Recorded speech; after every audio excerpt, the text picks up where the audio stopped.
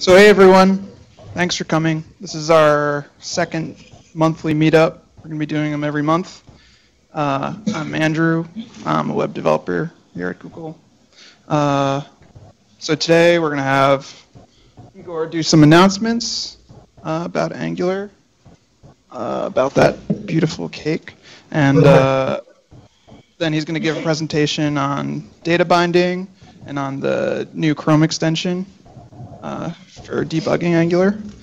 And then Charles is going to give a presentation on what he's been doing with Angular at HBO. And then Dan is going to give a presentation on a drag and drop interface that he's been working on with Angular. We'll have, whenever you have questions, you could just go up to that mic and interrupt, or try not to interrupt too badly, but feel free to ask questions during the presentation or after the presentation, and then we'll do more questions at the end. I think that's it, unless anyone else has any questions. Igor? Perfect, let's get started then. So you can hear me fine, yeah? Yep. Okay, perfect. So hi everybody, I'm Igor, and I had some announcements for you. Angular 1.0, last week it finally happened, so we are super excited. We take this as a beginning, but there's something finishing. It's going to be exciting to see what's going to happen post 1.0. We have lots of plans, and we want to add a whole bunch of new stuff and improve some of the existing things. We're currently planning, 1.0, 1.1 release and that kind of stuff. So once we have some more detailed information about this, we'll let you know. The second thing that happened last week is that we finally announced the application that we've been building with Angular inside of Google. So it's a new DoubleClick platform, and the DoubleClick team located in New York decided to use Angular about a year and a half ago for the new platform. Back then they were deciding what to use because they knew that they wanted to completely rewrite the entire DoubleClick platform, and they were looking for a technology that was suitable for them for the front-end part. And they picked Angular, and we've been working with them pretty intensely for the past year and a half without being able to tell anyone what we are working on. And the application finally launched. It's kind of hard to access because you have to go through sales, and it's not something you can just go to and check out on your own. But there are going to be thousands and thousands of marketing agencies and advertising agencies using it. So this is super exciting.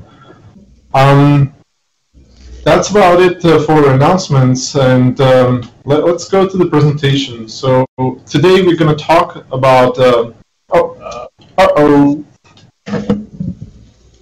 Did you lose me? Yeah. Okay, sorry about that. Just stop it and start it again. Yeah, I just automatically go to the full screen mode. Okay. It's good now. Okay, perfect. So today we're going to talk about data binding, and more specifically how data binding works in Angular, and what do you need to know in order to utilize data binding to the full extent. So how many in the room already play with Angular and build some small or big applications? Just want to see show of hands. Okay, I see about half. Okay, good. So I'm going to talk a little bit about data binding in general, but most of the presentation is going to focus on how it's working in Angular. So if you have questions, if you don't understand something, just come to the mic and ask questions. But hopefully I'm going to try to cover everything, both for the beginners and for people who have more knowledge about Angular. So data binding, what is it? It's this really cool concept which allows you to take a model and bind it to a template declaratively, and then have the templating engine figure out how to merge the template and the model and keep them in sync as the model changes. So in this case, we have a model of a superhero, Tony Stark, and we bind it to some template, and what we get is very simple profile view. Now, this is very simple, but it can get rather complicated, especially if you start repeating over templates. So let's say we have an array. In this case, we have an array of 3 superheroes. So now the full screen works. Perfect. So data binding. This is, sorry, I didn't realize that you couldn't see it. So we have model, we bind it to a template, and we see a profile view of a superhero. But that's just very simple templating and very simple data binding. If you take an array, as I have in this case, where you have 3 superheroes, and you bind it to the same template, you can use repeating constructs to have the templating engine stamp out as many copies of the template as there are elements in the array and data bind them properly. So in this case, we have 3 items in the array, we have 1 template, we tell the templating engine to just bind it properly, and the templating engine will spit out a list of superheroes, in this case 3 of them. So what we've seen so far was one-way data binding, where we have the model that points to some kind of view. But there's also a second kind of data binding, which is two-way data binding, where you have a model that is bound to some kind of form control, and using this form control, you can actually change the model. So the updates must be happening in both ways, where if the model changes, you need to update both the view and also the form, the contents of the form. But also if you modify the profile through the form, you need to update the model and then reflect the view. So what you get out of this is this spreadsheet-like updates, which is really cool because there's very little you have to do in order to get this working once you have declarative templates and data binding. Now, if you think about how you could implement this with without data binding, with regular templates or with just pure DOM manipulation, there's a lot of work to be done because you need to know which DOM to update. You need to register listeners on form fields. You need to make sure that the model changes are propagating at the right time, and there's a lot of complexity. But two-way data binding just takes all of this away and makes it very, very trivial. Now, two-way data binding is quite tricky because it's not just about text input. It's also about radio input. We have checkbox input. We have select and select with multiple elements that you can select. And these are quite tricky to data bound. The good news is that in Angular, we already figure out how to do all of these, and you get two-way data binding for all of the form controls that come with HTML.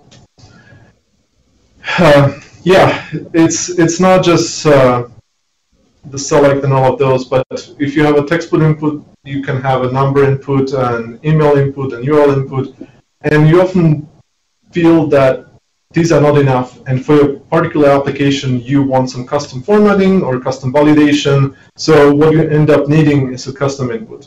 And again, we have APIs in Angular that allows you to create custom parsers for the two-way data binding, custom formatters, as well as custom validators. I'm not going to go into these now because I'm just going to focus on the one-way data binding. There is enough to cover there, so we can talk about two-way data binding some other day. So what do we need if we want to do two-way data binding? I think that there are really two components that are super necessary. One of them is templating. Templating that is declarative and is expressive enough to allow you to specify where the data bind points are. And then the second thing is we need the model mutation observation. So we need to figure out when the model changes, what and how the model changed, and be able to propagate these changes into the view. So the rest of this presentation is going to focus on how we do these two things in Angular. There are many other things that Angular does, like dependency injection and helping you with testing and routing. I'm gonna completely skip those today. So let's talk about templating. And templating in Angular has several important characteristics. it's DOM-based, which means that we take HTML as a language, and we extend it with certain things we call directives, which can be attributes or elements. And we also add double curly as a data binding. But the important thing is here that we take this HTML and let the browser parse it. The browser will create a DOM tree, and then we traverse the DOM tree in the browser and figure out where the data bind points are that we need to keep on updating. So this is something that the compiler service inside of Angular does.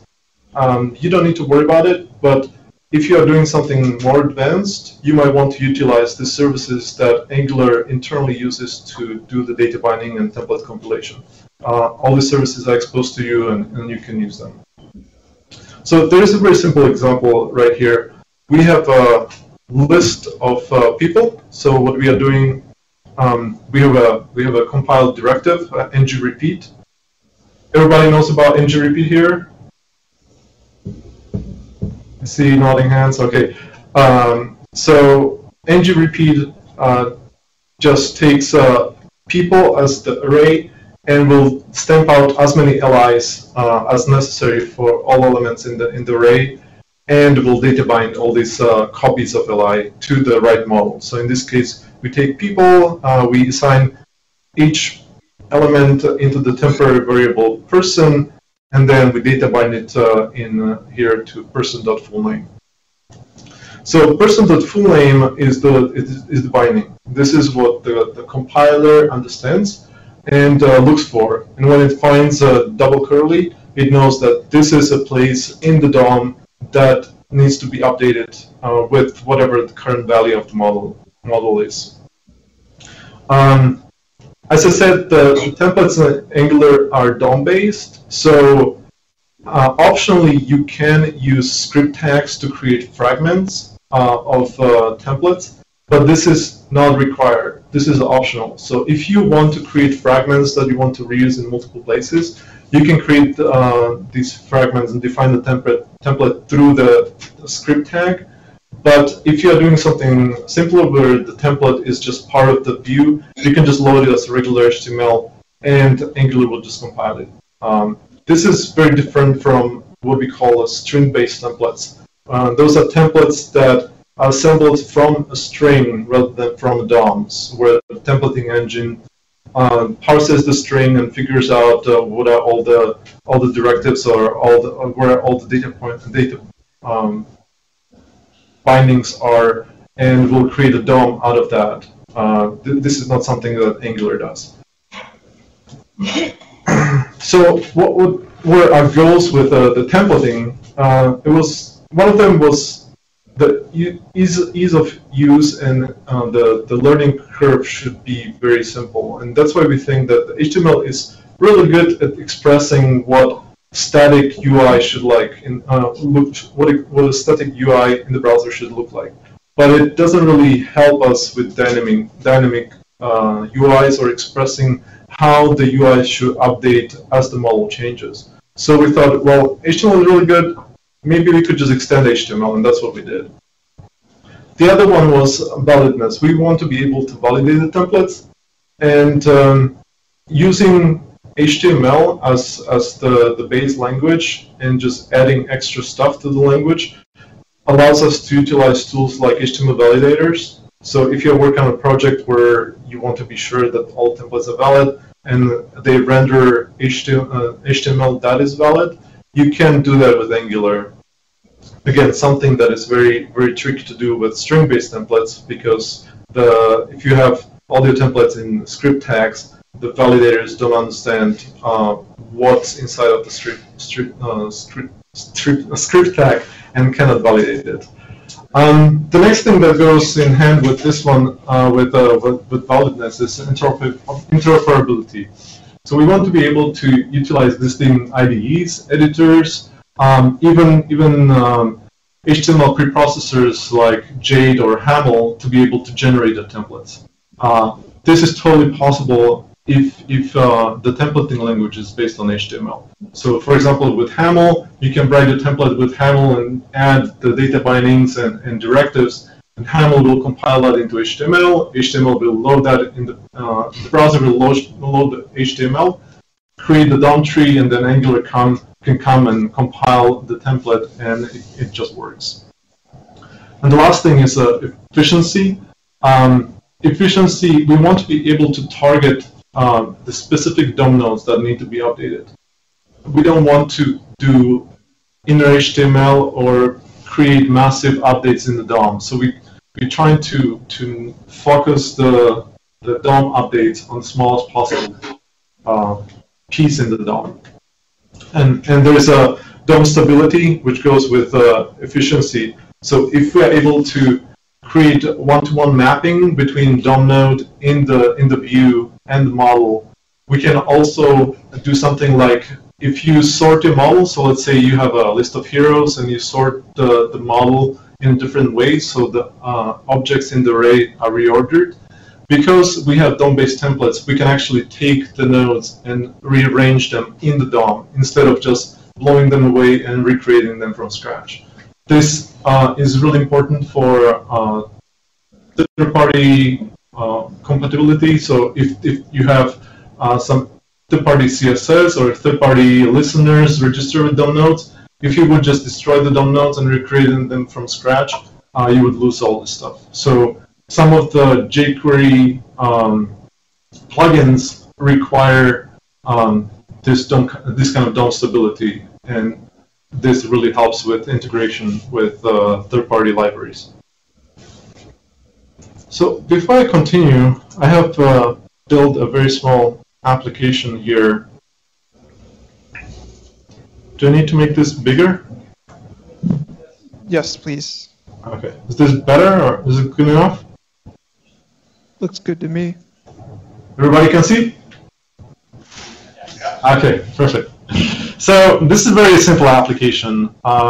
We have one controller in our application that creates this model of which is just an array of heroes. Again, just 3 superheroes, and we'll publish it on the scope. We'll get to talk about scope in a minute. And then in our template, we say this application is has a controller, and the main controller will control this part of the application. And again, we just have a repeater that will just repeat our superheroes. So this is what we get out of that. If it's all rendered, we get a list of superheroes. Now, the cool thing is that I can just take something like this and print out the count of superheroes. So in this case, it's 3. Let me make it slightly bigger.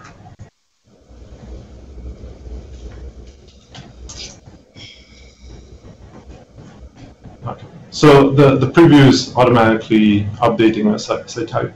So all I had to do in order to print the count or the number of superheroes was to just add a simple expression with data binding that binds to heroes.length, where the length is a native property of the array of our model. Now, the expression language is quite cool. I can do something like this. I can say, tell me what's the length plus 12, and it will just do that. Another thing I can do with the expression language, I can just dereference in the array the first element in the array, and I can, let's say, print the first name. Ta-da! And I have Tony, and I can even do like simple string concatenation. So I'm gonna take the first name of the first hero and the last name of the second hero and just combine them. And again, the templating language and the expressions within the bindings are flexible enough to allow me to do something like this. And because I'm dealing just with a pure model, my model node is just a simple array. There's no wrapper, there are no getters or setters that I have to use, which you see in things like Backbone or Ember. So it's very easy to data bind to these models.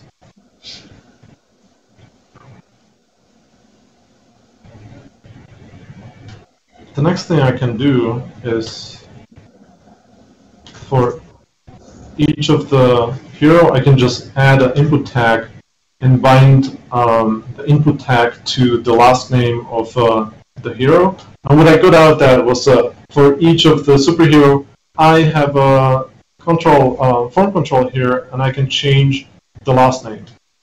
And all I had to do, and notice how everything is just updating, because it's again this spreadsheet-like updates. If I change the model in one place, all of the other places in the view that reference it will update.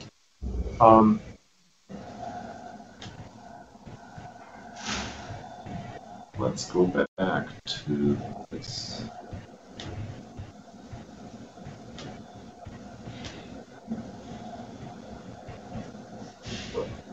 Okay, so as we've seen, the expression language is quite expressive, and you can do many things in the expression language.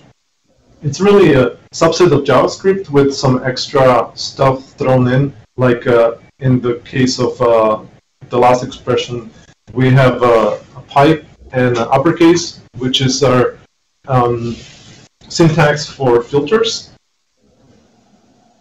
The important thing is that all these expressions are interpreted. This allows us to securely evaluate them, and also allows us to evaluate them in a context that is specific to a particular template. So if we would have just used eval, for example, everything would have to live in the global window. Otherwise, it would not be reachable. And it would also expose us to some security issues, because once you start evaluating strings, many bad things can happen. So that's why we decided to just write our own parser and interpreter for all these expressions.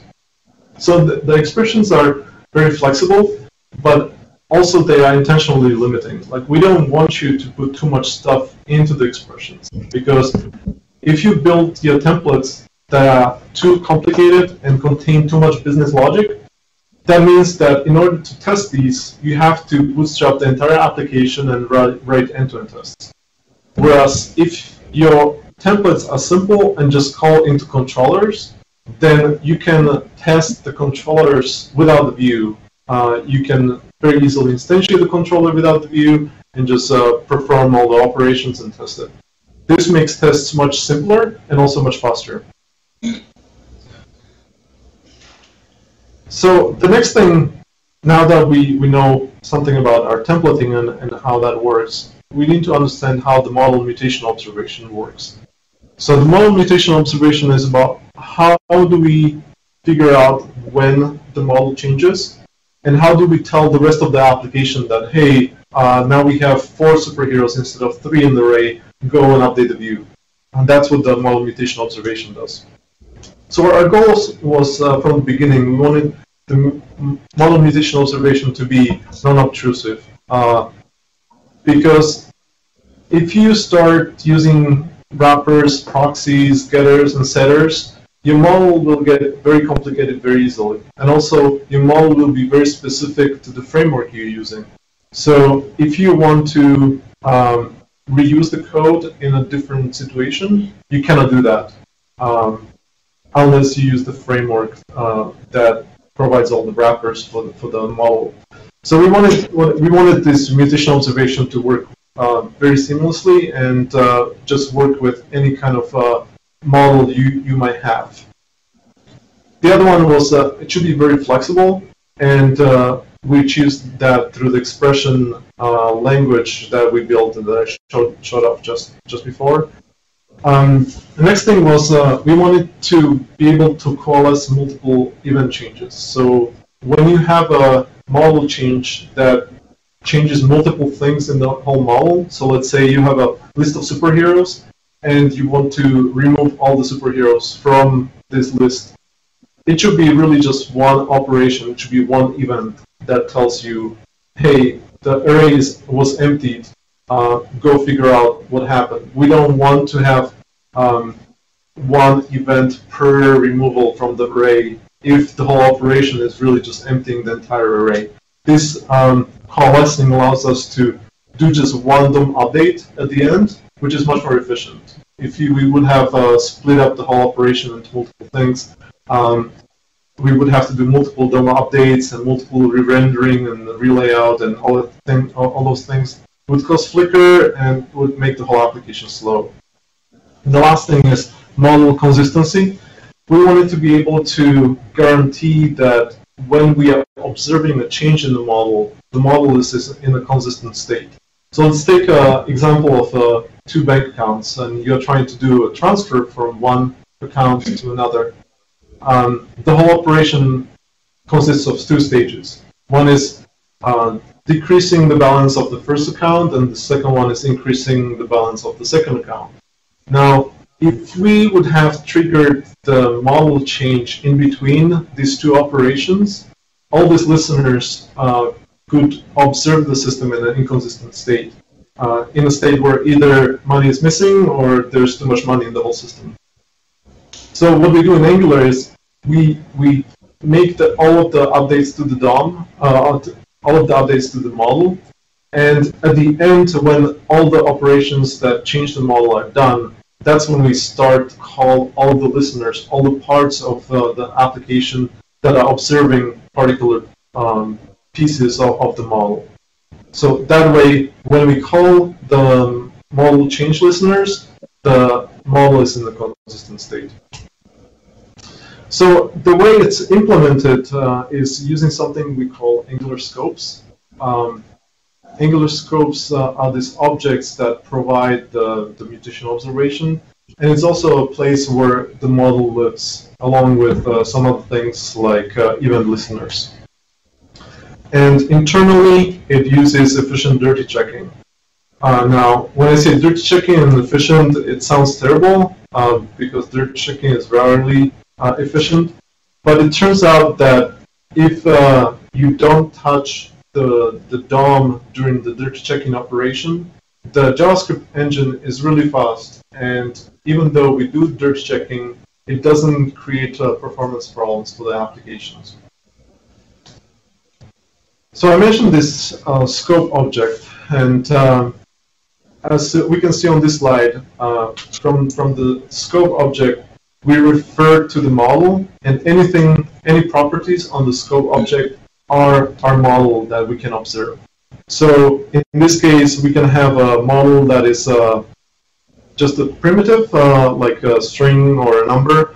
It can be a simple object or object hash, or it can be custom type. So this is important. If you are building a large application, you often want to create your own type hierarchy, your own types for the model. And if you are forced into using some kind of wrappers, then the flexibility or the options you have in building the type system in your application is very limited. So with Angular, you're free to use whatever you want. If arrays are good for your application, you can use arrays. If you want custom type, you can create custom type. Now, the controller in the Angular application is usually the place where you get access to the scope and where you can publish the model onto the scope. So in this case, we publish a simple name string on the scope. So that name property will be available to the template. And we have one action listener or action handler called action. So once the controller executes, the scope will contain 2 properties, name and action, and these are then available to the view. So if we have our template with that refers to the controller, then we can do hello double clearly name, and name comes from the scope. Now, you often see something that is called scope nesting in Angular applications. So this is when you have an application that either uses a repeater or uses multiple controllers or uses ngView and routing, you often see that you have more than one scope in the application. With every application, when the application is bootstrapped, it will receive a root scope. So root scope is like the main scope for the entire application. And then as we are compiling the template, we are going through different directives.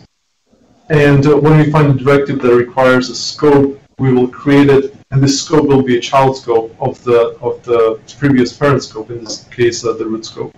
So in this very simple example, we have the root scope, and then in the middle of our application is usually where the ngView directive is. And for this ngView, we'll create a new scope that is specific for this ngView.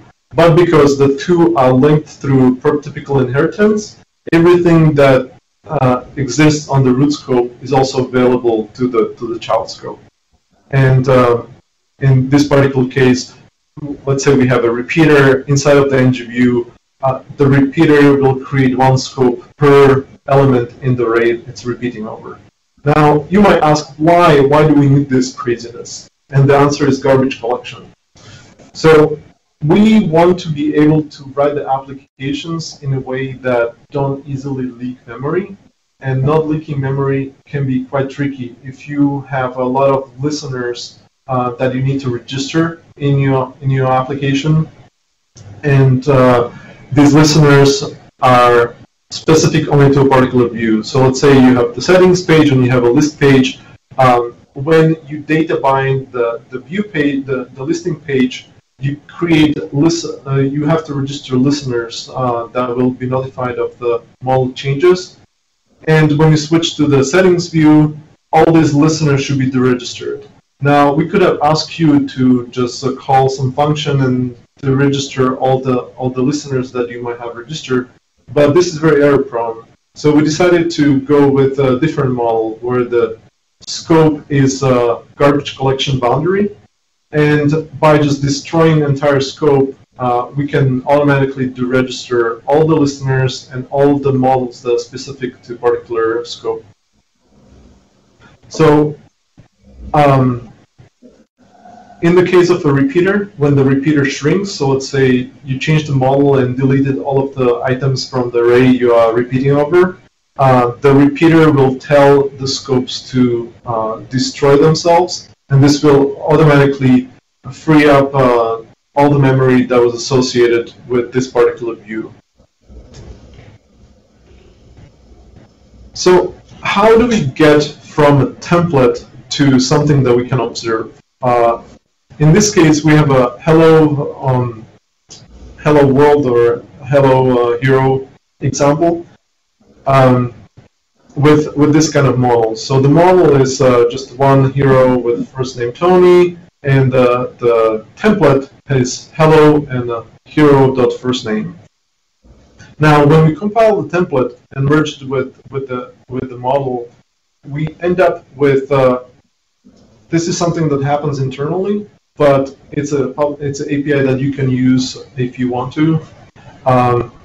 We end up calling $watch on the current scope and passing in the expression from the template. So in this case, we are passing the hero.firstname into the watch, which tells scope that we are interested in observing the model path hero.firstname.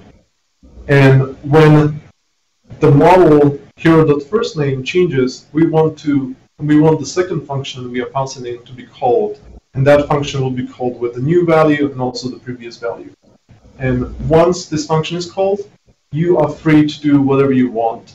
Angular, when you use the double curly binding, will do DOM updates, but this is not necessarily what has to happen. You can utilize this same mechanism to do any kind of thing you want and respond to model changes in any way that are suitable for your application. So let's switch back to the example, and I'm just going to clean this up just a little bit. So what I'm going to do is, in my controller, I'm going to register a new watch. And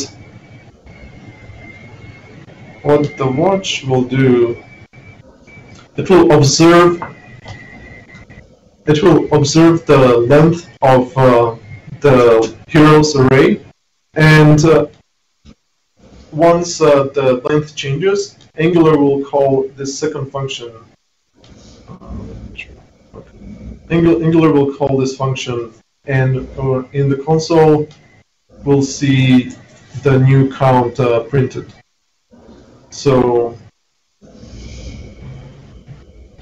let's do a quick update.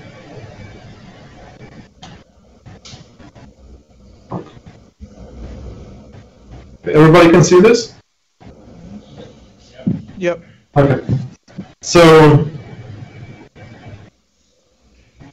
we see that the watch was called once, and this Angular is telling us that we have 3 superheroes. Let's try to push a new superhero into the array. Now, how would we do that? There's this cool thing in Angular where I can take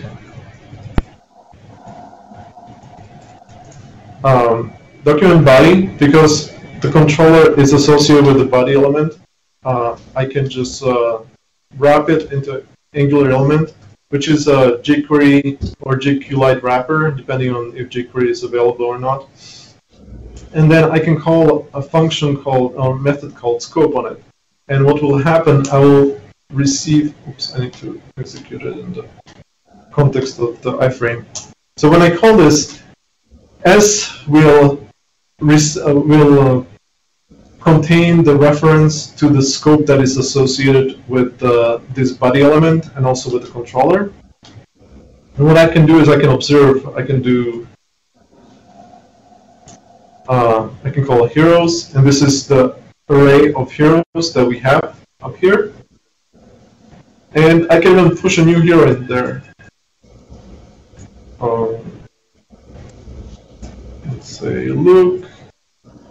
Last is gonna be Skywalker. So I pushed a new superhero into the array, nothing happened. Now, you might be wondering why nothing happened. Well, the answer is that because we are dealing with native types and there is no way to observe the mutation changes to the native types unless you monkey patch them, we don't get notified of these changes. And that's why in Angular we have something called apply cycle. So the apply API on the scope is something that allows you to tell the system, hey, I'm about to change the model, or I have changed model already. Go ahead and figure out what changed and call all the model all the listeners, and that's what happened. So as I called apply, you can see that the new element in the list was added. It was properly data bound, so everything works just fine. And even my own listener that I registered up here was called, and now it tells us that the hero count is 4.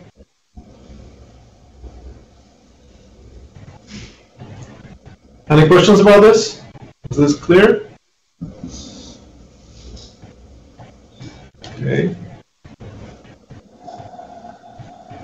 So the whole watch API has really 2 parts. One is the value getter function. We have the context, which is the scope, the value getter function, which is the observer that is called every time we do dirty checking. And this is a function that needs to be as fast as possible and needs to be idempotent. So when you call it, it shouldn't have any side effects. It should never change the model in any way, and it should not do any kind of DOM manipulation or anything like that would slow down the system. And the last piece is the change listener function, which is the action that will be called when the model changes.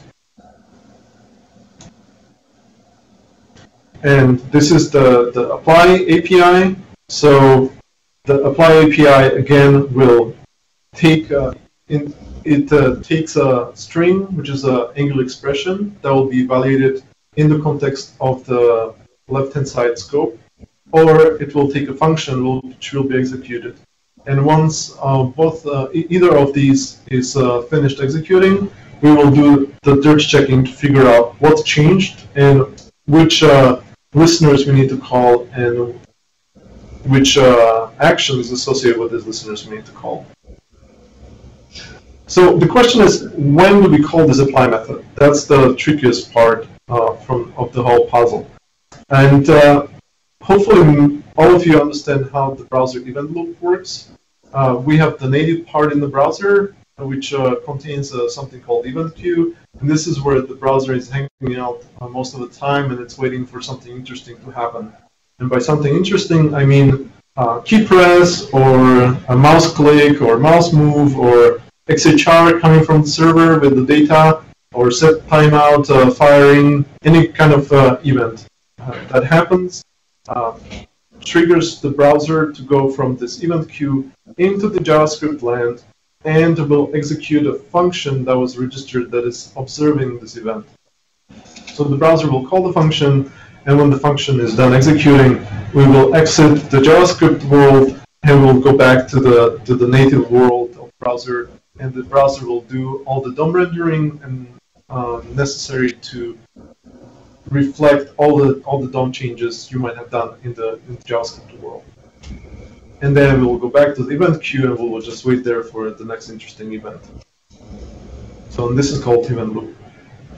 With Angular, this event loop is slightly different. We couldn't change it in any way. We have to just adhere to all the rules that are there for all of the JavaScript applications. But we augmented it just slightly. So again, we have the native part with the event queue. We go from the event queue when an event happens into the JavaScript world.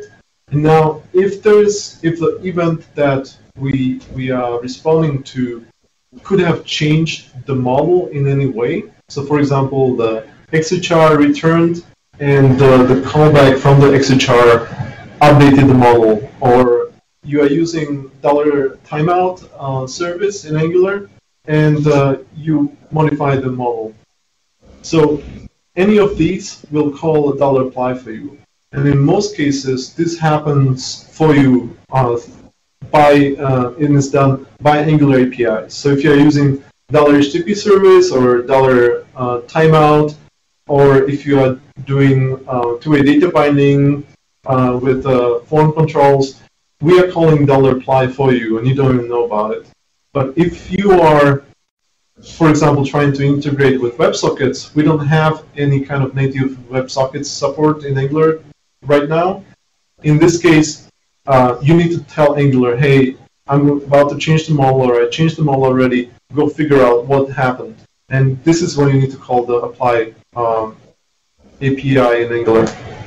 So once you call it and you're passing some kind of function, Angular will execute a function and will enter something that we call digest loop. And the digest loop contains of eval async queue and a watch list. So eval async queue is something like a set timeout queue, but without all the performance penalties associated with set timeout and flicker, because if you're using set timeout to do animations, the browser must re-render in between each set timeout or set interval if you're using that. Async eval queue is something very similar, but executes internally inside of Angular and doesn't trigger flicker and is much faster. And the second part is watch list. So this is when we traverse the entire scope hierarchy and call all the value getters functions on all the registered watches, and we figure out if the model changed and if we need to call the action part of the watch to observe the change. And then we go back to the eval async queue, check if there's anything left there, and eventually we will exit this digest loop and we'll go to the native part of the browser and let the browser render all the changes that we made. And then again we go to the eval async queue, to the event queue of the browser, and we'll wait for the next interesting event. So this repeats over and over again. Does this make sense? This is very much the guts of Angular and how the whole mutation observation works. And as you start digging deeper into Angular applications, you'll find that understanding how this all works is quite important, because often when you see that you made a model change and the changes are not reflected, it's likely because you're either sidestepping Angular APIs or you are using something where you need to call $apply by yourself and tell Angular, hey, the model changed, go observe all the changes. The last thing I want to talk about is the dirt checking is cool and it works really well for us, but it feels dirty that we have to do dirt checking. So we are thinking about what could we do better, or how could we provide the same kind of flexibility and unobtrusive data binding without the dirty checking. And the answer to that is maybe the platform, maybe the browser should be able to do this kind of mutation observation for us and tell us when the model changes, and then we can go update the DOM. And this is something that is being spec'd out and is being worked on. And the project is called Model-Driven Views. Model-Driven Views is very much influenced by Angular, and the team that is working on it is aiming to create a standard that all browsers would eventually implement, and that would bring native data binding capabilities to the browser and would be available everywhere. So just a quick comparison between the model-driven views and Angular. In Angular, the data binding is implemented through just plain JavaScript, and is available now in all of the modern browsers in IE 8 plus, 8.7 maybe. But model-driven views would bring native capabilities to the browser, but it's going to take some time to get there. That's about it from me. If you have any questions, feel free to ask. Now's your time. Go ahead. Yeah, I'm just wondering about search engine optimization in the client-side framework. That's one part. The other part is I'm also wondering about. I know you said that the platform is optimized, but how about, or have you done any benchmarking in like PhoneGap type apps that are running Angular as the template client? Right. So the search engine optimization, this is something that all of the client-side frameworks face. It's not, the situation is not ideal. There are some workarounds, but there is no good solution. There is a specification from Google called crawling Ajax applications, which allows you to use hashbang URLs and this tricky mechanism to provide a fallback way of crawling an Ajax application by providing an alternative view for the application. So this is something that we already use for docs AngularJS.org. It works okay, but it's not really the best solution. I think that there are two right solutions to the problem. One is either Angular should figure out how to do server-side pre-rendering, which is something that is on our roadmap, and we have some plans for that. It's going to take time because it's not an easy thing, but we're definitely thinking about that. And the second thing is maybe the crawler should just get smarter and be able to crawl Ajax applications. And I would prefer the second solution, but I think it also makes sense to do the first one regardless of crawling, because there are, in certain situations, there are performance benefits to doing server-side pre-rendering. So we're definitely working on the first solution, and we are poking at the search team and trying to convince them that maybe the crawler should get smarter. And the second question was, sorry, can you remind me? performance on. Oh, performance, right. So performance on the mobile platforms, we're not running any specific benchmarks on mobile platforms just yet, but we haven't seen any major performance issues on mobile applications. The important thing about mobile applications is that because the screen size is so much smaller than on desktop, it's very unlikely that you're going to use the same amount of bindings in a mobile application as you do in a desktop application. And really, the performance of the application is related to the number of bindings in Angular. The performance of the application is related to the number of bindings and the complexity of bindings in the system. Now, we do many things to optimize that and observe and register only those listeners that are really necessary for a particular view. But again, for a mobile application, instead of, let's say, for a typical desktop application, we say that you would probably have a couple hundred, maybe a couple thousand bindings, but you definitely are not going to have a couple thousand bindings for a mobile application because you would be trying to show too much information to the user, and the user is not able to consume it anyway. So the answer is, use fewer bindings and everything's going to be good.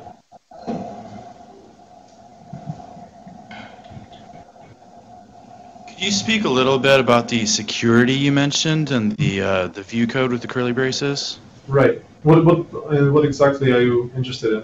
What security concerns are you solving for with that? Okay. So if we would have used just eval to execute the expressions in the double curlies, then it would be quite easy to trick the browser to eval something that could expose cookies or some kind of private state in your application, and that would make your application vulnerable to the attacker. But because we are interpreting all of the expressions, we know, and we execute them in the context of the scope. It's very hard to get hold of the global context. And most of the security attacks need to be executed inside of the window context, and by not allowing to just any kind of expression to be executed, and executing the expression within the context of a scope rather than a window, pretty much all the security issues go out of the window. Does that make sense? Any other question? Or are you looking for something in particular? But I mean, I guess to me it just seems, and I maybe show my ignorance, and I'd love to talk with everyone about why. But like with Firebug or Grease Monkey or something, or even just like typing into a JavaScript in the URL bar. Mm-hmm. Like, I mean, are there any? I guess short of, well, I mean, you can expose the cookie without protecting that too. Like, I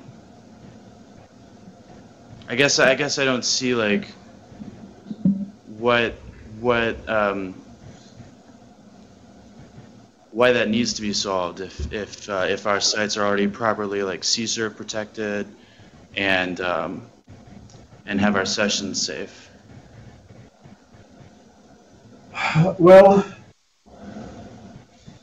evaling strings is evil for a reason. Like, you don't want to just take any kind of string and evaluate it in your application, because that gives the expression too much power. And by limiting what the expression can do, you make your application more secure. That make sense? Sure. I guess I was just hoping for like examples of where somebody's been like caught with their pants down from allowing eval or something like that. Mm-hmm. But I won't disagree with you that just evaling like JavaScript that can be provided is. So let's say that let's say that the attacker could get hold of the template and rewrite it before we compile it, and could inject. I don't know. I don't have a good example to discuss, because if the attacker can get hold of the template and change it, he could do many other things that are even worse than just changing the template. I don't know. I can't think of a good example right now, but Okay, fair enough. Thank you. we can discuss it on the Meetup page if you want to. Okay. So the last thing, if there are no other questions, I just want to briefly show you an extension. There's one more. Okay, go ahead. Hi. Hey. I think my question is really around the changing on the model. So you mentioned that as the model is updated, the view is bound to that update. So what about scenarios where you want to do rollbacks? Is there systems or mechanisms for rolling back to what was? Are you talking about like support for transactions or something like that? Yeah, to some Right. yeah. So we don't do anything like that right now. We don't really have a need for it. Typically, when you do need to roll back a change, you would create a copy and modify the copy of the. So let's say you have a form and you want the user to be able to change the form, and only once the submit button is hit, you want this change to propagate back into the original model. So the way we do this is we take the model that needs to be bound to the form, we create a copy out of that, bind it to the form control, to the entire form, and on the submit we attach a handler which will maybe be available only once the model is validated or is valid. And once the model is valid and the submit button is hit, then we will take the contents from the form and push them back into the original model. So that's how we typically deal with it. Any kind of transactions or like something more sophisticated, it's not. We don't really have the need for that just yet. Maybe there will be need for it in the future, but the kind of applications that we are building today with Angular don't require this. Okay, thank you. Cool. In the nested scope, how do you reference the parent scope, the super scope? From a scope? Right. The model of the. So typically you don't need to do that because, so let's say in this example, I'm gonna. We lost your screen if you're trying to show Oh, you did? something. Yeah. How did that happen?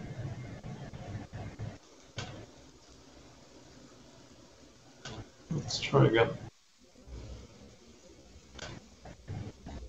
Can you see it now? Yes. So let's take this example, and I'm just gonna inspect this element and go to the console. And so in Chrome or Safari, if you inspect, also in Firefox, if you inspect an element, then it's going to be available as $0. So I can just do Angular element, wrap it into the jQuery jQuelite wrapper, call scope on it. This will give me the scope. And now if I do,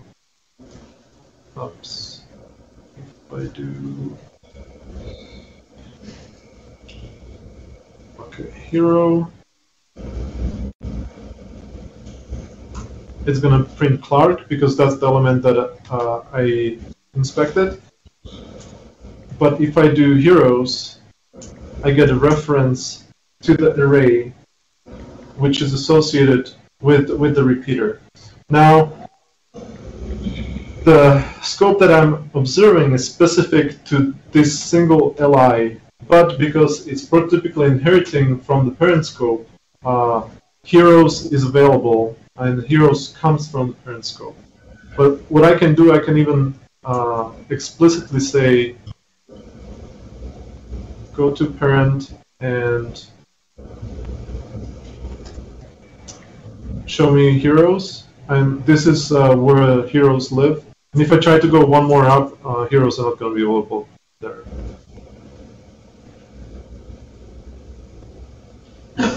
It's undefined. So you can use $parent to explicitly reference the parent scope, but typically this is not necessary, or you're doing something wrong when you need to do that. There are very few use cases when you do need to explicitly talk to the $parent. Does it make sense? Yes. Okay. We should probably go on to the next presentation, but if anybody has any questions, we could do it at the end if there's time. Okay. So I'll just take 2 minutes just to quickly show off an extension that we are building here in Mountain View.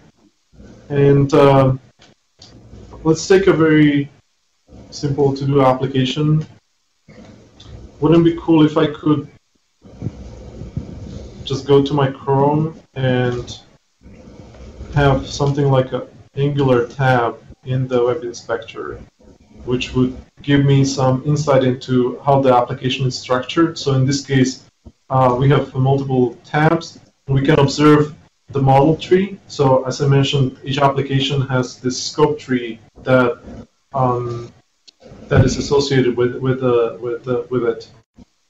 This is where all the watches and models live. And I can even change things from here if I want to. I can add more things to the array, and it shows how new scope is created with this new ASDFA model. I can click on a scope and nothing happens. Oh, no, okay. So I can click on a scope and it's going to take me to the elements view and show me which element that particular scope is associated with. I can go down here and inspect the scope and all the properties. So like in this case, we have a to-do, and I can see build an Angular app, which is this line. So this really gives more visibility into the application, but we also would like to get more visibility into the performance of the application. So I can enable this instrumentation, and what's going to happen is the extension will inject a little piece of JavaScript into the application, will instrument it, and now we get to see all scopes and all watch expressions that are associated with the individual scopes. And I can even see performance of individual watch expressions and how many times they were called, how long it took to execute them. And as I interact with the application, I'll see that the different expressions, different watches take longer or shorter to execute. And using this information, I know that this is the particular watch, this is the particular expression that is taking that is making my application slow, and I can go and optimize it. There are a few other things like highlighting scopes. So if you click that button, every element in the DOM that has a new scope associated with it will have a red border around it. And you can do the same thing for bindings. So if you want to see where the bindings in the application are, you just check the button and it will highlight things. So this extension is in a very early stages right now, but it's already quite useful if you want to gain more information about what the application is doing or how it's structured internally. If you want, I'll post a link to where you can get it. You can play with it. And we are definitely looking for feedback on what would you like to see in this extension, what other kind of problems you have, and that this kind of extension could help you solve. And we definitely want to take this feedback and implement it. So please check it out and let us know. Thank you.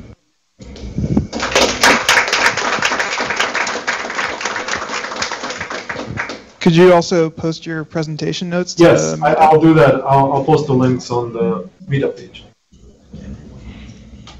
Thanks.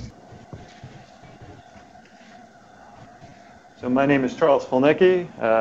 I work for HBO, and We are in the process of migrating from a Flash Flex sort of perspective on the world to an HTML5 one. We're looking at converting our mobile apps, our native apps, and our Flash apps.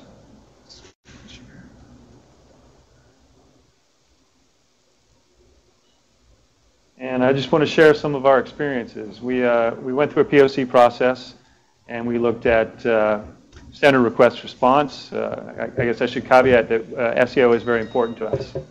And so that's one of the influences on the presentation I'm going to give today. We looked at Backbone. We have a fairly fanatical Backbone cadre that we're dealing with.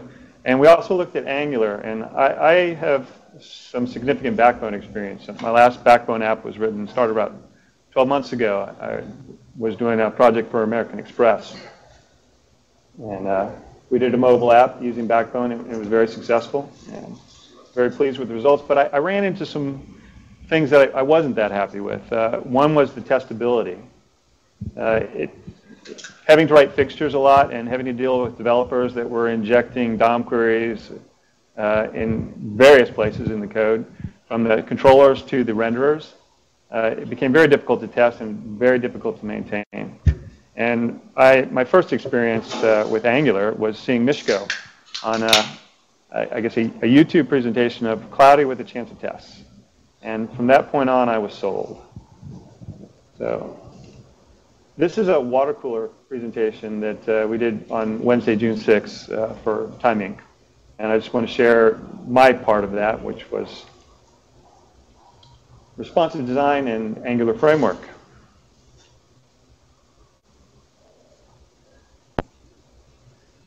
So we have this tool that we're trying to put together, and it has to be basically something that can be crawled at certain stages. In other stages, we don't want it crawlable. Is this? Do I need to adjust this mic at all? Is it? Okay. I'll just speak loud. So it also has to be responsive. We have to support various mobile devices. Browsers down to IE8. Thank goodness we don't have to support IE7 anymore. And definitely no IE6. But we have various sort of permutations of this design that have to coexist. And so one thing I had to do was convince my team why we should look at Angular. And one of the three criteria that I basically angled for were overall size and completeness of the framework, size and complexity of applications produced, which was something we actually POC'd with multiple frameworks and compared the two frameworks. And we had, I think, a 200 or 300 line Backbone application, and its corresponding Angular application was maybe 40 lines. So it sort of gives you an indication. We'll go into that a little bit later, too. I've actually got some other third parties that had similar responses. But basically, we wanted a lightweight framework that could be used across a complete spectrum of devices. And we have to go from everything from desktops to iPads to Kindle Fire and consoles. We have to go on Xbox. We have to go on some pretty, I guess, CPU-constrained devices as well. And we also wanted to avoid creating a lot of boilerplate code. And as I mentioned before, testability is very important to me, and that's based upon my experiences with Backbone apps. And also just web development in general. We're pretty good about not messing each other's JavaScript code up, but I have yet to find someone that isn't messing up my CSS and breaking the app in the process. So we want tests. We want to be able to catch that, especially when you have to deploy to so many different platforms, and you've got media queries involved. You've got conditional loading of code. It's very critical to have an environment and a framework that encourages testing and makes it as easy as possible. It's never going to be easy, but we want it to be easier. So, size. Basically, the two POCs we put together, and both of these are now in production in various parts of our overall app space. We have two major ones. We have .com, HBO.com, and HBO Go. So the Backbone application has been, I guess, in the works for about 3 months now. Our Angular app, we've been in production for about 2 weeks. as of today. We did a POC prior to that, so we did have some reusable code come out of that. So our Angular framework consists of Angular, which is about 29K, and we use a library called YepNope. If you're familiar with Modernizer, it's the conditional loading library that's included with that as modernizer.load. And the backbone library, basically to get the equivalent functionality, had jQuery, require.js for its resource dependency loading, underscore, and wire.js for its standard dependency injection. And you can see the library is not a huge difference, but Angular does come in less, smaller, about 30K bytes versus 51K or 47 if we swap require with YepNope. So comparable, and Angular a little bit smaller, and every byte counts when you're on mobile. We also looked at various examples out there, and I think I borrowed this line from Ishko. I'm not sure, but the code is where the developers insert the bugs. So less code, fewer bugs. It just sort of makes sense. And I also looked at some of the information that Igor's put out there. Basically, he did his peep code app, peep code tunes. He replicated the peep code backbone application in Angular. And his, I guess, his findings, or what he came out of that with, so pretty much mirrored what I found. So there's just way too much wiring going on. Models can be unnecessarily complicated. Sometimes you just want a simple object to deal with. Template fragmentation and wrapper elements make the final composition more difficult to understand. Working just with straight HTML, it's simple, it's straightforward, it's wonderful, and we've actually found that it works great with our workflow.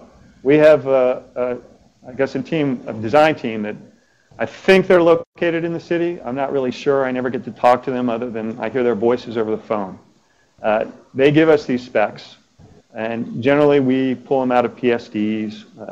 We get confused over something, there's something missing, we call them and try to get them to update the specs. It's very time consuming. So we did manage to take it a little bit further, and they gave us HTML and CSS. Not exactly the HTML and CSS we wanted, but at least we know what their final design is supposed to look like in a fashion that we can easily parse out. So we took their code, we had written our controllers and our services and our mock templates essentially ahead of time. And so we had our routers in place, we had the application workflow ready, and we got their templates, and within a day we were able to insert their templates into our application. Very quick, very painless. We just templatized it. And I'll give you a quick demonstration once we're through with this presentation. But I do want to go back 1 second on that and note on the previous slide here, the number of dependencies that you have on libraries that may or may not have been designed to work together. You don't have to deal with that with Angular. That was a huge selling point for us. So testability. You guys, if you've come to the meetups before, you've heard this spiel before. I'm not going to go into too much more information, but one of the things that's very important, as I said, is being able to minimize the complexity of testing. And Angular makes that very easy. We've got the mocks built in. We can do our AJAX requesting. We can use dependency injection to mock up specific controllers or services to provide it. And I'll give you an example of a case where that worked out very well for us. So how do we build an app? Well, everyone's going to do it a little bit different, but this is how we did it at HBO. We basically decomposed the requirements into independent tasks that could be done in parallel. We had our design team create basically the pages we needed. We'll call them parcels, HTML parcels. They provided us with images and CSS and media queries. And we concentrated on the services, the routers, and the controllers. Things that we didn't want to do. We didn't want to load resources we didn't need. And we also wanted to use HTML5 app cache when available. And some of the things that we also took in consideration is that we're a video. That's what we produce. We produce content, video content. And one of our, I guess, someone that's in the same business as us is Netflix. So we looked very closely at what they were saying. They have to deploy to similar platforms that we have to deploy to. And there are some things that they came up with that are counterintuitive for most web developers. We're looking at all the cool things we can do with things like gradients, rounded corners with HTML5. They found that on some of the consoles, for instance, that that is too resource intensive for those consoles. And they found that images and background images worked much better because they could use video memory and give a better overall performance. So we took that very seriously, and so we looked at that. And you'll find that if you look at the code in our app, we have a lot of background images. We also looked at what Twitter's doing. Basically, they're talking about doing more server-side rendering now, and that seems a little scary to me, but it's not so bad. They're actually talking about asynchronously loading in interactivity after they deliver their content. So we took that to heart, and because we have to support SEO, one of the things that I do is I turn off JavaScript. And when you come to my page, it should look exactly like what it looks like after I boot up Angular and introduce my interactivity. Now, there's no interactivity, but it will look good in Google Preview, and it will look good with the search engines, hopefully. So what does my application look like? What does HBO's application look like? Well, because we needed to be crawlable and we needed to be able to produce something, we couldn't really AJAX the data in. We had to have it there to begin with. So if you look at my, my list object down here, you'll see that I've included all the data and the URLs that I need to make my application work. And you'll see below that, the version of it is templatized. So it comes in as something pretty static, but has all the basic information I need. So how do I get that into Angular, make it useful? I have a service for that. And when I mocked this up originally, it's basically just an object, JSON object. Before I even have my HTML, I can sort of build my interactive page. I could actually have the service conditionally load this data as AJAX as well, if, for instance, I came at it from a different angle at some point. But here we just parse the information out of the DOM and put it into an object and make that object available via dependency injection. And you can see sort of an example of that down here, this provider data here in my stuffer control. That's how I inject that data. Is that too small? Let me see if I can. What is this? It doesn't really work in full screen where I just.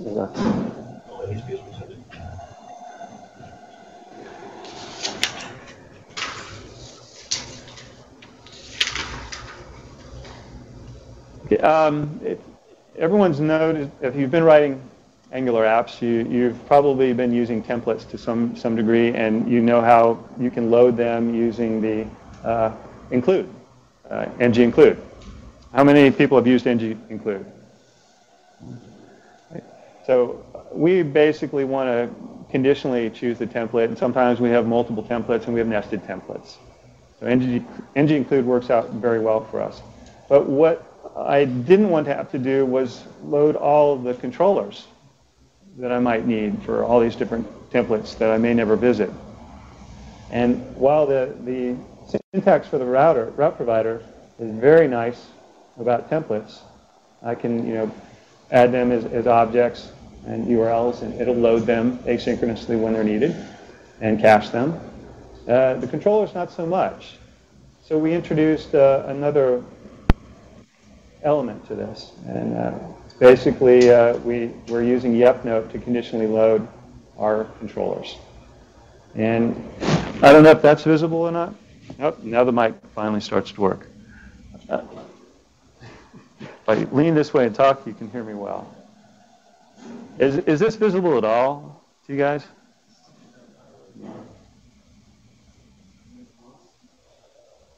Can you post the slides after? Yeah, I'll just make the slides available. But I'll just talk to it right now. So basically, all I've got here is this little section of code near the bottom.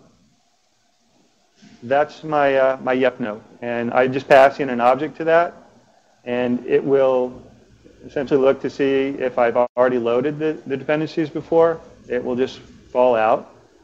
If I haven't,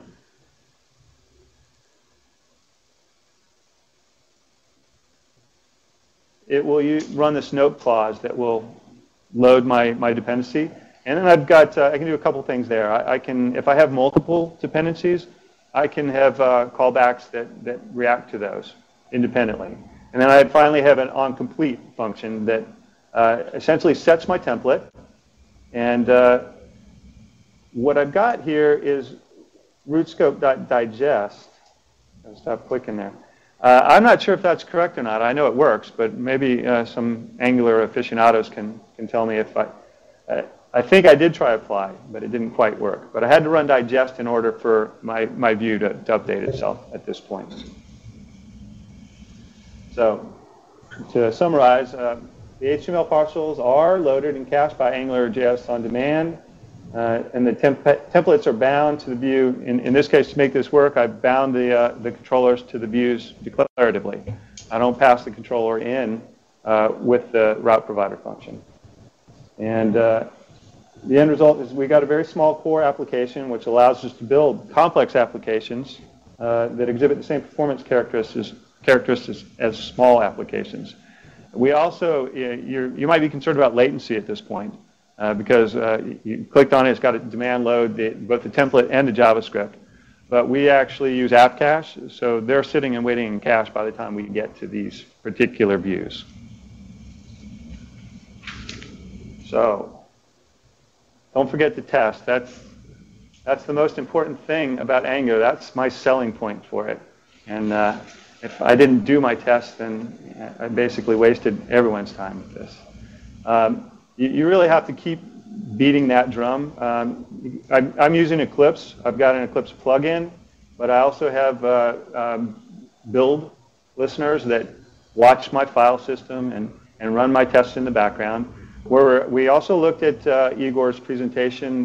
He had something using Jenkins that was doing a performance. I think he did both performance testing and just regular regression testing, where they were using individual Gits. I highly recommend you look at all of the testing videos out there. Your continuous integration will be a huge benefit to your project if you have more than 3 or 4 developers. So without further ado, let me get out of presentation mode. And I'll show you our app. So one of the things that you'll notice here, you don't actually see this grid show up. On something like a Kindle Fire, that thing is so slow, you will see the grid before this grid fades in. And one of the things I'm hoping will be added to Angular very soon is transitions, so that I can do a crossfade here, or slide in from the side if I wanted to do that. Currently, we can't do that. I can fade in, but I can't fade out. So that makes this look a little weird on a slow device. On a desktop or on an iPad, you won't notice it. You'll see this thing fade in as if it wasn't even there originally. So we select our providers. You notice we switched our state here. So we've got listeners on these various segments of the DOM. These are all background images, by the way, for our gradients. And our grid itself is one big image, even this button down here, and we just float elements over it. That's a little bit counterintuitive. We did prototype it using sprites. It's a little bit heavier. We figured, well, it's a single image. Why play resource games with that? Let's just float our elements over it that we want to click on. So those LIs that you see are just, some of them have a class. They've got a row and a column, and that positions it correctly over this grid. Others of them aren't available until you hit up View All Providers. So we have a lot of different things that can happen here, which is why we didn't just do request response. It would be quite wasteful. For the minimal amount this screen changes, different providers have different look and feels at this stage. Someone will have a logo, some won't. So we would conditionally apply CSS here or re-render this section. Then we have another step here. Well, in this case, this is a handoff URL. So it's going to pop open a window, and you're going to go to the provider's site and complete the process. And when you come back, you're going to tell us if you succeeded or not. But we also have this concept that we want to integrate the providers into our application in an iframe.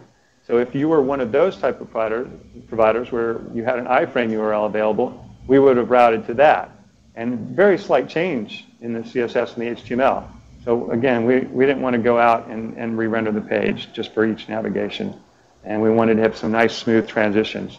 Again, right now, fade in is all we got, but we're hoping for things like crossfades and slide-ins in the future. And so now we're done with this. Yes, it was successful. I want to watch go. So now I've actually transitioned to another page because this page doesn't have any of the interactivity that we had on the other page. So it may make sense, even though it shares a lot of HTML and CSS, it may make sense to make this a hash URL or push state. But at this point, we think there's some value to just navigating away. Also gives us a chance to clean up memory a little bit and do some garbage collection. Any questions? Yes. Hello. We use Angular or several projects. We utilize the MVM approach. We also use Knockout on different projects, but right now we focus on AngularJS. And we have a number of issues how to connect AngularJS and different state-of-the-art data visualization libraries like ProtoVis or Ample SDK, something like that. Do you have some good experience with this? Because we also have to support IE8 and other corporate stuff. Thank you. Okay. We do, basically the only thing we're loading right now, the bulk of what we do is CSS and HTML, and we basically set state by altering class names on our objects. We're not trying to integrate with anything else at this point, like Ample. I have some familiarity with Ample, but I haven't had a chance to write anything in it yet, so I'm not sure how you would go about integrating that. We have looked at using jQuery, obviously, and that's a pretty standard, well-understood library. But Angular is kind of nice in the sense that it does play well with others. You can sandbox your components very easily just by putting your ng app tag around the section that you want. But I'm really not the expert on integrating with other third-party libraries. I do know that we are supporting IE8, and Angular is doing a good job of that. We do have to, for our CSS, we do have some polyfills that go in and replace the CSS3 style stuff, like gradients and multiple backgrounds. So essentially, we load the polyfill, and then it uses, I think, VML to give us the same effects. So we are writing to HTML5 standards, and we're going to use polyfills for those browsers that require them. Media queries as well, that's another polyfill that we have. I'm sorry if I danced around the question, but that's about all I can give you right now. I can provide some more information. So I'm not familiar with Ample, but we have some folks working with D3, the library for doing all kinds of crazy visualizations. And I don't know what kind of problems you are facing, and this is probably not the best way to fix those or diagnose those. But definitely send us an email to the mailing list, and we can look at it there. D3 doesn't support IE, just FYI. Okay.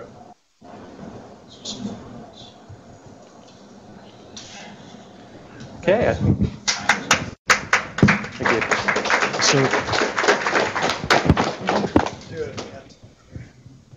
let's see if I can make this better. 1 sec, sorry.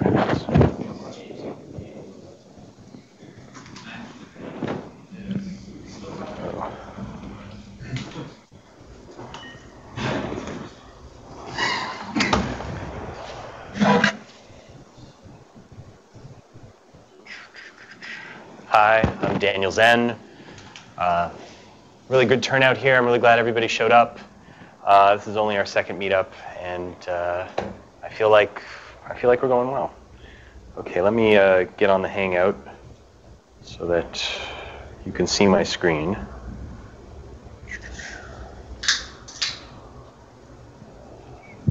Take more sandwiches while he's doing the Hangout, if you want any. I'm really excited about the Chrome plugin. I'd already requested to beta test it, so I'm really looking forward to that URL because we could really use it. Okay. Yeah, I've been using that trick to ever since the first meetup. I wasn't familiar with that trick to view an element and then be able to get the Angular scope for it, and then poke around. That was really useful for me. And I'd been developing apps, Angular for a couple of months without that, and I'm like, I don't know how I survived without it. How did you? I don't know. You were probably writing very many tests. I have been writing very many tests. I have a testing background as well. Where did he go? Oh, he's in the back there eating sandwiches. I'm concur that you definitely need to be writing tests. What's it?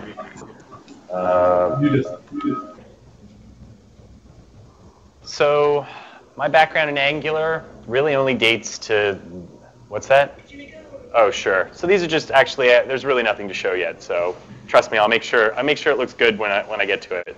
But if you want to copy down these URLs, these are the sources for what I'm going to show you next. Here, how do I don't know. Okay. So my experience with Angular really only dates back to the beginning of the year. I started work on this project, which shall not be named for this presentation, and I did some research on Backbone, and I happen to have some experience working with Mishko a few years ago, and so when I did my search on Google, all of a sudden my Google Plus, some of your friends have commented on Backbone, and it was all about Angular, and I had really kind of taken a break from JavaScript. I've been coding in JavaScript since the 90s, but I was like, okay, I'm going to take a break. I'd been using JS Unit. I'd been doing test-driven development. I had not even done, a Jasmine application, testing yet.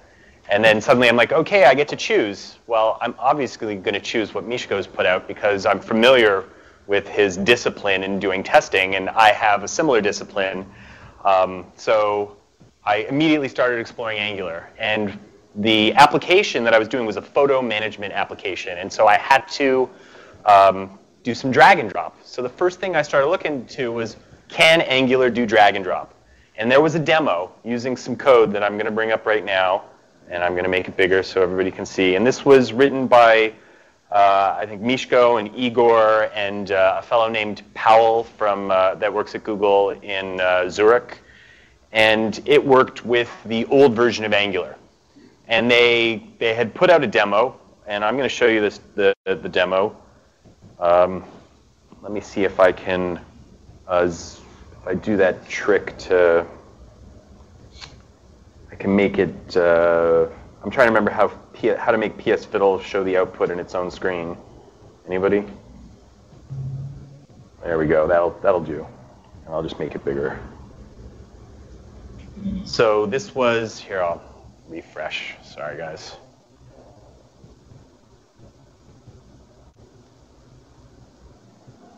So this was, it's basically a wrapper around jQuery UI. So people might be familiar that jQuery UI has got to do a lot of zooming in here, I see, so you guys can see all this. jQuery UI has the ability to basically tag an element and make it draggable. But I wanted to do everything with Angular. I wanted to make sure that once I had moved my elements around, that I still had my back-end data, JavaScript data object, was reliably what it should be. So I thought it was great, and we had people doing our HTML that was like, oh, we can do that, but they were basically just dragging DOM elements around without any back-end data model. And if you don't have a back-end data model and we're doing this really complex UI, then you need to look at how your DOM has been modified and then try and create your data model accordingly. So we wanted something that actually would do it. And This particular example, which was written originally using, I think 10.6 of 0.10.6 of the old. I don't know how long people have been using Angular here, but basically, 0.10-7.7 came out, and that sort of became, release candidates for 1.0. So there was a major change and shift in the Angular API. So I had to do the updating that allowed us to basically take an element and be able to drag and drop it. And here, the model for this particular example will not allow this particular element to be dropped. And there are examples of this that I've updated, and I've created a fiddle with the new example. And this code is open sourced and available on GitHub. I believe, this is the modern day version, and I've recently updated it to handle events while dragging, so you have access to a jQuery event object. And there's also a greedy tag that we just added last week because we were nesting droppable spaces, and I don't know if anybody has any familiarity here with jQuery UI's drag and drop capabilities, but if you have nested droppable spaces, you have to determine whether or not the inner space is the one that's in charge of getting the dropped item, or if the outer space, or both of them do. So these are some of the updates I did to this API. It's a really short file, and it had tests. So I was able to take the old version and during the update, basically make sure that my modifications that brought it up to Angular 1.0 compatibility actually was in line with the original intent of the code. So that allowed me to create a little demo here of dragging and dropping some pictures. Allowed me to take a picture and drop it in between two pictures. Now, I also would like to have some transitions, because it would be really nice if I had a little animation that after I took a picture and dragged it to the beginning, that I actually maybe saw them all shift around. There's a few really interesting jQuery. I am using jQuery here, at least under the surface. There's jQuery and jQuery UI, and then Angular on top of it all. And so let's take a look at the source code for this particular demo. And now we have a controller. I called it the picture port.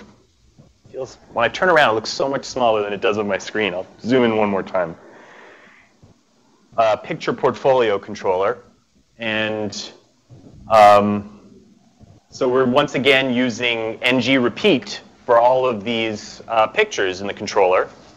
And for each picture, here's my ng repeat. For pick in my pictures array, I loop through and I put not only the picture, but I put a number in the bottom right-hand corner. So maybe going back to the demo, you can see the numbers as you shift, the numbers will change. It's not like the koala here is always number 3. It's in the 3rd position, and the numbers will always update. So that's this little here, and there's obviously some CSS that's taking care of making it all look pretty. And let's take a look. Here's the controller. Basically, I have an array of pictures, nothing complex here. Although I did create a picture object, because in the actual application we were working on, we needed to be able to manipulate pictures. So I created a picture object, and a picture object has a name and a URL. And so here I created a new picture. And there's my picture object. Look how simple that is at the top there. Also, I can determine whether or not it's selected.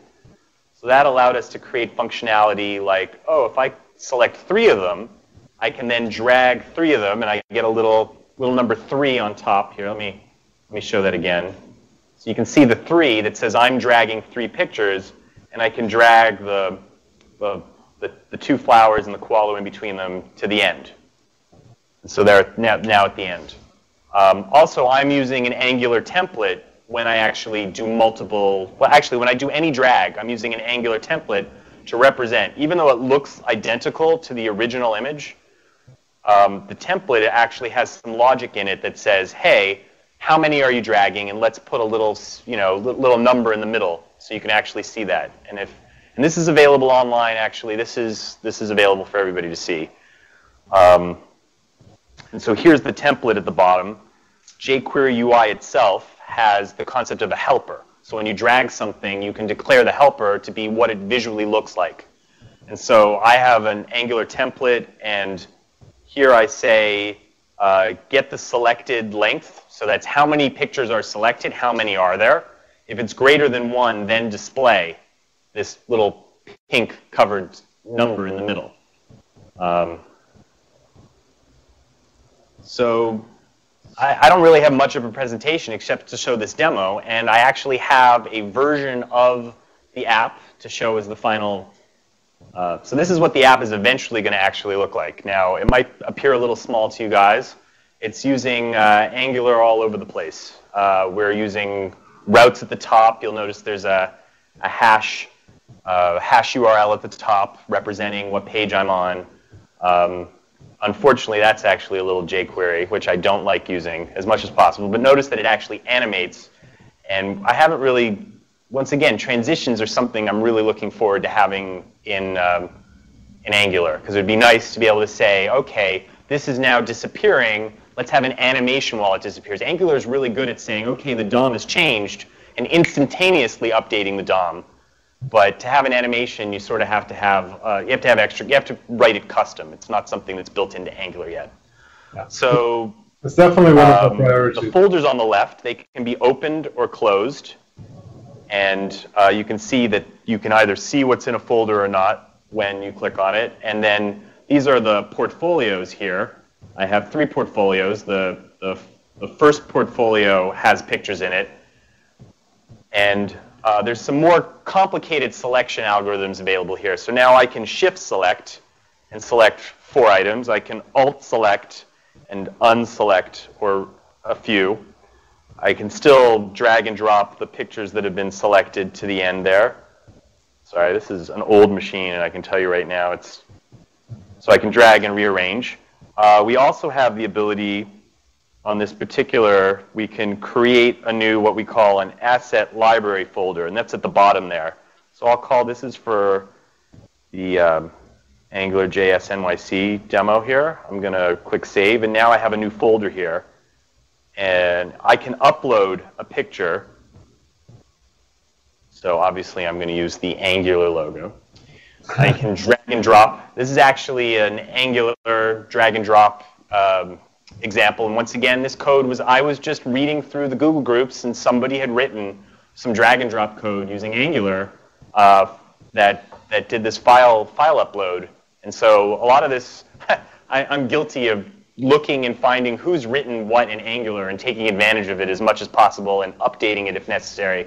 But I'm also doing my best to post it back to the community. So hopefully if anybody else is doing the same thing, you know, the reference for Angular little bits and pieces is just going to, like, when we first started, we were like, oh, there was nothing in Angular for us to choose from. And now it's like just day after day, there's more little bits and pieces that people are writing in Angular. So I'm going to hit the upload button, and I guess I already did. Or did I? I got distracted. I don't know where I was in my let me try this one more time. Yeah, I don't want to choose file. Drag and drop. Oh, there it is. So yeah, it's a little slow because after it gets uploaded, we have image magic on the back end that's resizing, and we actually upload it to Amazon S3 because we're hosting with Amazon. So now we have this has now been loaded in and saved on the servers, and now we can say where in the site you want to bring it. So let's put it in Gallery 2 here. So now we've dragged and dropped it to Gallery 2. I can add a few more pictures. I can shift select a few from the fashion portraits and bring it to Gallery 2. And now I have a whole bunch of pictures here. And these are, and this is, so basically this is going to be, whoops, got to hit, that's the other thing. You've really got to hit the places in between right now in this version to make sure that you drag and drop your because we don't have transitions to basically make the drop points a little bit larger.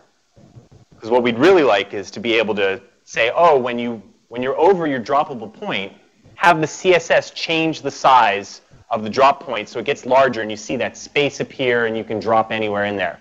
What we found was happening was the space would get bigger, but Angular would still treat the drop point as the original size. So it didn't matter that we made the space bigger. And the only hack we saw was, we haven't used it yet, but you can put a hook that says, while you're dragging, do all the calculations. But that's a lot more JavaScript overhead. So we're going to explore some other options before we turn to that, because that's a solution we know will work. It's not the solution I want to use, so I haven't implemented it yet. And so drag and drop is supported throughout the app. You can drag the folders around. You can drag the portfolios. So we have a file structure here. We can make the gallery 2, the first one here. And that's essentially what our application is going to be able to do to manage your photographs. That's all I'm going to say that this app does at this point. Let's take a look one more time at the source code. We have directives for, let me start with the drag start. The drag start basically makes, by putting the drag start directive on an element, it basically makes the element draggable. By putting the drop commit on an element, you're basically making that a drop zone where you can actually drop a draggable element. The most complicated code here, everything is really simple in this app. The most complicated code is actually our sort routine, so that when you actually drop a picture, it goes through and tries to figure out which pictures were selected. Let's reorder the data, that's basically just an array, and figure out, okay, what order should the array finally be in once you've finished dragging and dropping. But essentially, because of Angular, the simplicity of adding drag and drop to our application is, just a few lines of code. So whereas the complexity of jQuery UI's drag and drop implementation is pretty high, the simplicity with which we're able to implement it using Angular, because we've created directives, and not even creative, but taken advantage of other directives and just updated them and made them available, is really low. Our simplicity is the amount of code we have to write, barely any. All we have to do is say, hey, this is a draggable element. This is where you can drop it. And when you drop the element, sort the pictures based on where you are in the array. So we manually put the sort pictures of 0 at the very beginning, and that represents the spot right at the beginning. So basically, sort pictures of 0 says sort all the pictures that have been selected to the 0 position. And then we have a sort pictures of 1, 2, 3 in between the pictures. We just keep going. And so using ng repeat, we can see here, let me show you. I'm looking for the code. Here it is. Here's every other sort index. That's how the sorting is done. Just basically, hey, this is where you're dropping it, so sort based on this being where you're sorting the pictures that you selected. I can answer questions. This is available online for people to actually look at. So if you have an interest in creating a drag and drop application, this code is available. Unfortunately, this is not available for you guys to see, but I thought I'd give you a little demo of what we're working on. And this is far from finished. We're still working on it. Any questions? Do you want a microphone?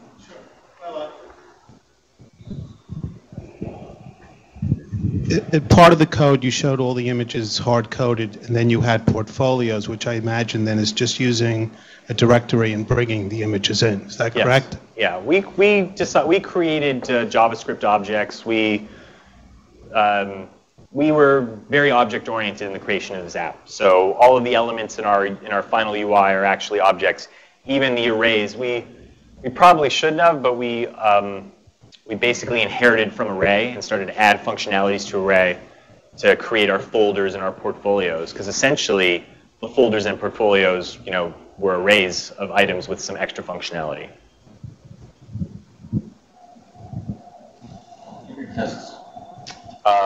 There are tests for this that I updated and are actually checked into GitHub, so we can look at those.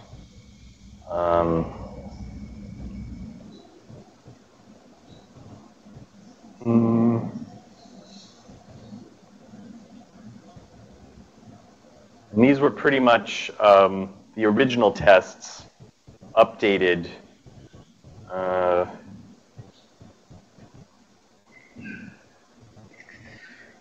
No, I don't think that's.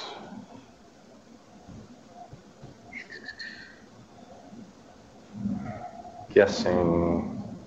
Sorry, I'm having trouble remembering where the tests were. In the under unit. There they are. So.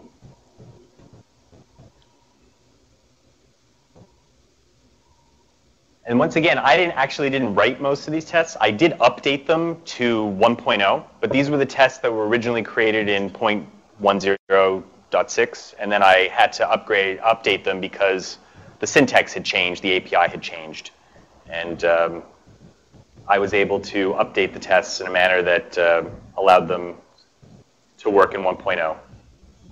So I'm somewhat taking credit for other people's work here, but I'm at least admitting it. I can make this bigger.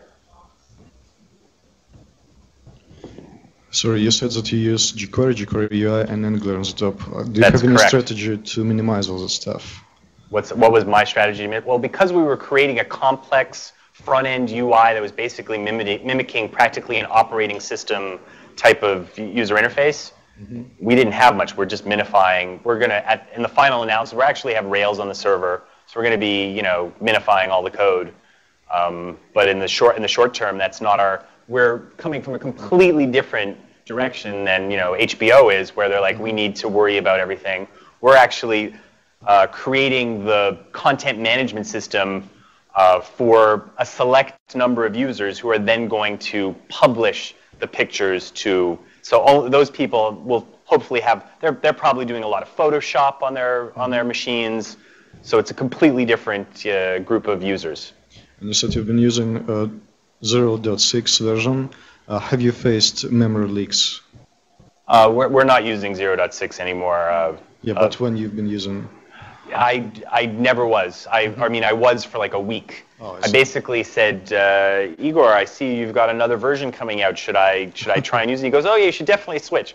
And there was nobody using it at the time. It was such a bleeding edge move, but obviously that turned into 1.0, and all these people here that are using it and all these references, just to watch the Google group go from just a few people able to answer questions to everybody contributing was just wild, because that happened in such a short period of time. But have you experienced memory leaks using AngularJS? Not. I have not, but I admit I haven't really been looking for them yet. We had some jQuery plugins that were being used that had huge memory leaks, and were making our processors go off. And we were slowly but surely trying to get rid of those because we're using jQuery in the app as well. But Angular itself has not given us problems like that now. Okay, thank you. Do you have any particular problems that you are facing in your application?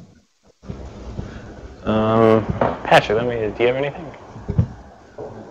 No, things are going pretty well. I'd have to say that visually, it would be really nice for our drag and drop to have, I mean, it's probably more of a jQuery UI issue, because I looked and it was jQuery UI that when you set the CSS on your drop space, it didn't actually make the space bigger to the droppable item. That wasn't an Angular thing. And because, remember, we're just making it easier to use jQuery UI's droppable. We're not actually, it's not functionality that's built in. Right. But I would say it would be nice to have transitions, which you mentioned, because when we change the data, we'd love to have a very smooth, animation of the data being modified. We originally had a jQuery accordion, where is it? On the left here. So when you opened and closed a folder, right now you see it just, when you open and close, it just appears and disappears. Mm-hmm. Here, I can drag that to the top. So, oops. So when we let go, actually, so when I let go, that the animation that brings it back, or if I'm looking at fashion portraits and I drag a picture, wow, this machine is slow, and then I let go, that animation, that's totally jQuery UI. That's not being done by Angular. But it would be really nice that when we take a picture and then drop it someplace else that accepts it, then instead of it just disappearing that we could have some sort of standardized, routine for saying, oh, the data has been changed. Show this animation to represent data disappearing in the model, data appearing in the model. That would be really nice from a designer's point of view. Right. But we definitely want to address that. We already have some prototypes for animations and then these transitions. There's more work to be done, especially with the repeater, because repeater is such a complex beast that to just throw in animations is not trivial. But we're working on it, and I think it's going to be one of the things that we'll focus on in 1.1 branch. So it's going to be something we'll be working on very soon.